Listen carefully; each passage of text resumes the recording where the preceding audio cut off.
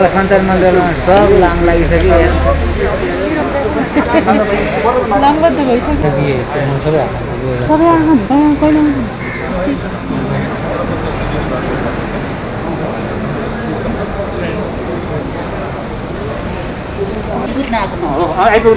आइपुग्नु भएको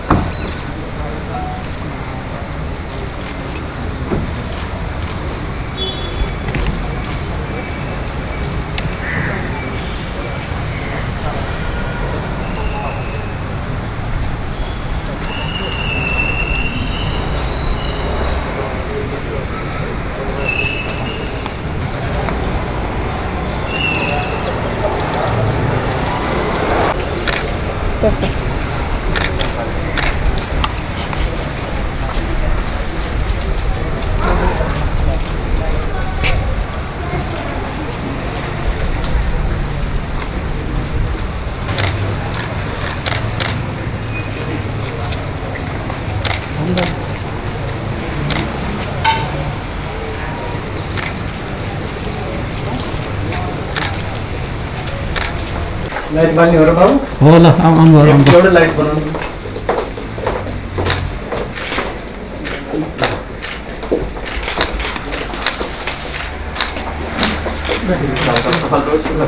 thank you ल हजुरहरूलाई धन्यवादहरू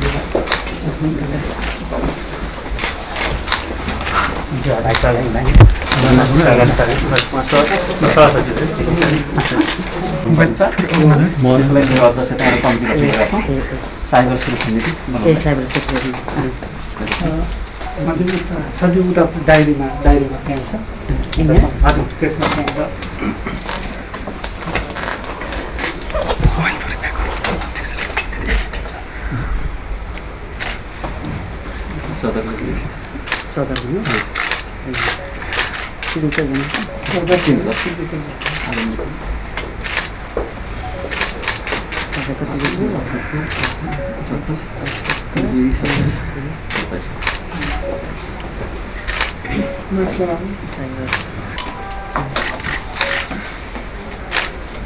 एकैछिन म्याम पछाडि एकैछिन थोरै हरिदिनु है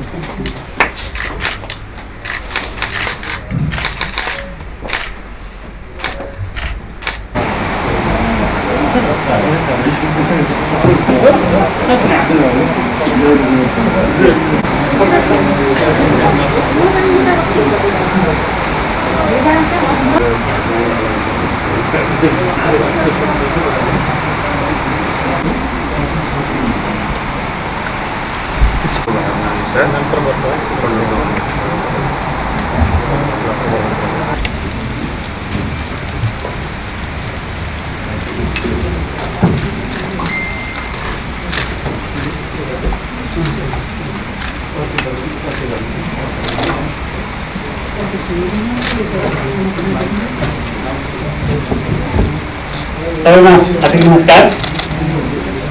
श्री माननीय नयनकला थापाज्यू, श्रीमान सचिवज्यू, सभासदज्यूहरू, पत्रकारज्यूहरू र उपस्थित सम्पूर्ण विशिष्ट आदरणीय महानुभावज्यूहरू, धन्यवाद सबैलाई। संचार तथा सूचना प्रविधि मन्त्रालयको जिम्मेवारी सम्हाल्न आउनुभएका माननीय मन्त्री नयनकला थापाज्यूलाई स्वागत, हार्दिक बधाई र सफल कार्यकालको हार्दिक शुभकामना व्यक्त गर्न चाहन्छु। माननीय मन्त्रीज्यूको महिला आयोगको अध्यक्षको भूमिका तथा महिलासित सम्बन्धित र राष्ट्रिय राजनीतिमा अत्यन्तै सक्रिय योगदान पुर्याएर माननीय मन्त्रीज्यूले यस संचार तथा सूचना प्रविधि मन्त्रालयको जिम्मेवारी सम्हाल्ने अवसर प्राप्त भएको छ। यो अवसर अत्यन्तै राम्रो छ र जनताका हर आँगनसम्म आतातमा सरकारी सेवा पुर्याउने अवसर प्राप्त भएको छ। आजको यस मेरो पहिलो यस मन्त्रालयको कार्यभार जुन सम्हाल्दैछु त्यसको आज स्वागत कार्यक्रमको जुन आयोजना गर्दै हामी यहाँ उपस्थित छौँ। त्यसको लागि हाम्रो सचिवज्यू, विभिन्न निकाय यस मन्त्रालय अन्तर्गतका प्रमुखज्यूहरू, हाम्रा सहसचिवज्यू, उपसचिवज्यूहरू, यस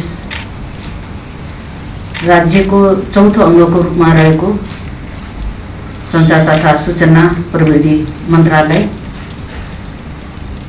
अति संवेदनशील मन्त्रालयभित्र पर्दछ।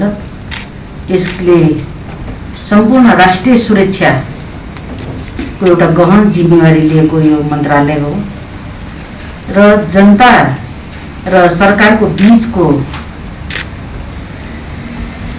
संवाद अथवा सूचनाहरू आदान प्रदान गर्ने, सूचना प्रवाह गर्ने र सुसूचित गर्ने, जनचेतना प्रवाह गर्ने यो अत्यन्तै महत्त्वपूर्ण, सबैभन्दा महत्त्वपूर्ण लाग्छ मलाई। सूचना बिना हामी केही पनि, अहिलेको यो सूचना प्रविधिले आज विश्व कहाँबाट कहाँ पुगेछ, त्यो सूचना प्रविधि आज हामी नेपालमा हिजोको तुलनामा हामीले त प्रगति गरेका छौँ, तर यतिले मात्र पुग्नेवाला छैन। आज जनताहरू पनि सचेत भइसकेका छन्। ग्लोबलाइजेसनले चाहिँ नि जनताहरू आज चाहिँ विभिन्न देशहरूमा गएका छन्, उनीहरूलाई कतिपय कठिनाइहरू भइरहेको हुन्छ। त्यसैले यो डिजिटलाइजेसनको जुन चाहिँ एउटा चाहिँ नि सरकारले अहिले अति महत्त्वपूर्ण किसिमले अहिले लिएको छ, यो अत्यन्त महत्त्वपूर्ण छ। त्यसैले यसलाई हामी एउटा सामान्य रूपमा नलिएर यो राष्ट्रको अति नै गहन जिम्मेवारी बोध गर्नुपर्ने यो मन्त्रालय मलाई लाग्छ। हो, अरू पनि हो, तर यसमा चाहिँ धेरै सूचनाहरू आज हेर्नु, कति सूचनाहरू करप्टहरू गरेर चाहिँ विश्वलाई आज आतंकित बनाउने, आज विश्व युद्धहरू गर्दाखेरि सबभन्दा पहिला त्यसैमा एट्याक हुनेहरू छन् होइन। त्यसैले यो अत्यन्त संवेदनशील छ। यसलाई अहिले जुन आवश्यकता अहिले हाम्रो एउटा क्षमताले भेटेसम्म हामी सरकारले चाहिँ नि जुन बजेटहरू अहिले यसलाई प्रदान गरेको छ, अहिले हामी धेरै नै एउटा जटिल उसमा पनि छौँ, मोडमा पनि छौँ। हामी गर्दै पनि गइरहेका छौँ, तर यतिले पुगेको छैन। त्यसैले अहिले यो गहन जिम्मेवारी भएको यो मन्त्रालय, आज म यो पद ग्रहण गर्ने क्रममा यहाँहरूको सधैँ एउटा साथ सहयोग रहनेछ। एकअर्काको सहयोग बिना हामी यो मन्त्रालयलाई अथवा यो हाम्रो मन्त्रालयको जुन कार्यभार छ, यसको उद्देश्य छ, यसलाई हामी पुरा गर्न सक्ने छैनौँ।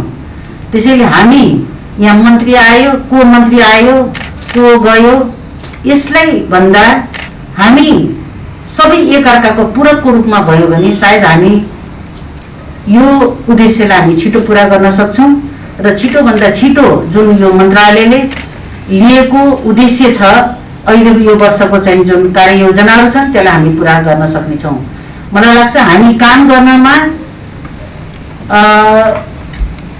धेरै समय लाग्दैन, त खालि के छ भन्दै हामीमा इच्छा शक्ति हुनु पर्छ।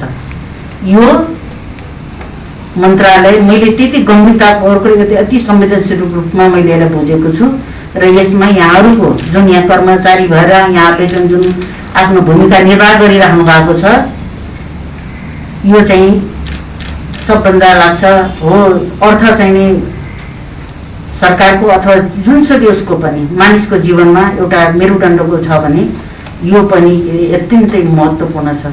यो बिना हामी कुनै विकास अथवा हामी कुनै पनि काम कुरो कसरी अगाडि बढ्ने भन्ने कुराहरू जानकारी बिना हामीले कसरी के गर्न सक्छौँ। त्यसैले यो चाहिँ अत्यन्त महत्त्वपूर्ण छ।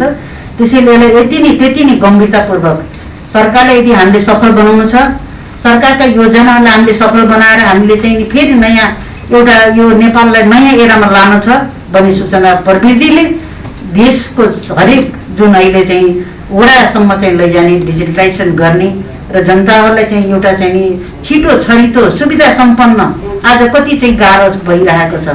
हो, हाम्रो जनताहरू त्यति त एउटा अहिलेको यो प्रविधिलाई चाहिँ उ गर्न सक्ने त छैनन्, तर अहिले सबैको हातमा चाहिँ मोबाइलहरू छ। अहिले हामीले नागरिक एप पनि बनाएको छ, कतिपय राज्यका चाहिँ नि त्यस्ता सूचनाहरूलाई त्यताबाट दिने पनि छ होइन।